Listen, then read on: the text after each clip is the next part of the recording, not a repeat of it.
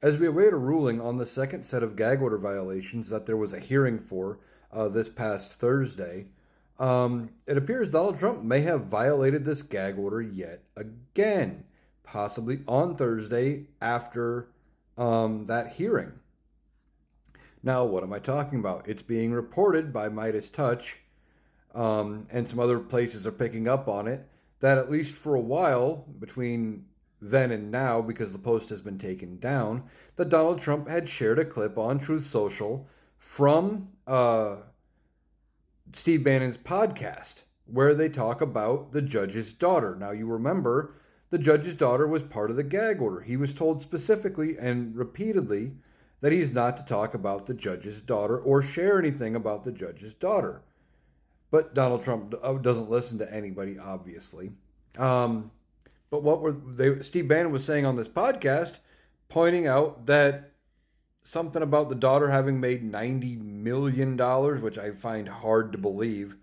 Um, but from her working for a company that contracts with Democrats to help get him elected, and he pointed to Adam Schiff and Vice President Kamala Harris as two of the people that his daughter's company, the company she works for, were partnered with.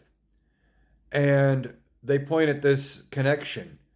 And as I've reported in other videos and I've talked about, the judge went to the Bar Association and said, hey, is this a violation? Can I be in trouble for doing this? And they said, no, that's not a violation. That's not a reason to recuse yourself. You are fine. So there's no violation. But Steve Bannon and Donald Trump don't care about what's truthful or factual. They only care about what proves their point because they know Trump humpers aren't going to do any research. They're not going to listen to facts. And they won't listen to this judge when he comes out with another ruling and says, hey, I've already talked on this. You can't do this. They're just going to scream and holler about the First Amendment rights of Donald Trump. But the first thing that any good attorney would tell their client when they're under a criminal, even in criminal investigation, is shut up.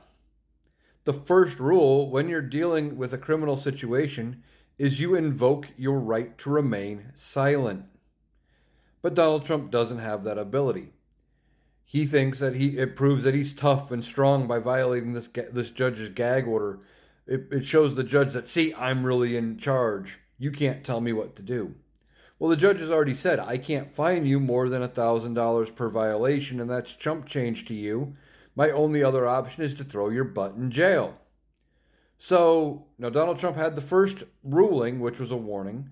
He has not issued a ruling the second time. We wondered if the hammer was going to come down with that second ruling, but probably not. It's probably going to be another ruling, a few $1,000 fine. But that's going to be Donald Trump's last chance. And if he violated this gag order after that second hearing, the judge is going to look at him and go, I warned you. I warned you. You're done. And here you have, 3 days in jail, 4 days in jail, whatever. I tried. And Donald Trump will spend a few days in a cell.